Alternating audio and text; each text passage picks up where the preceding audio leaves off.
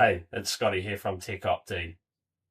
This week is International Fraud Awareness Week, and for manufacturers, the biggest risk actually isn't always a hacker. It's quite often a lack of internal controls. I'm going to ask you a couple of questions. Can the same person in your company add a new supplier and approve their payments?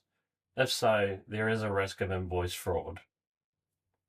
Can someone else in the company also write off valuable materials as scrap? And if so, do you have a digital audit trail showing you who, what, when, and why? These aren't trust issues, these are just simple software and system issues.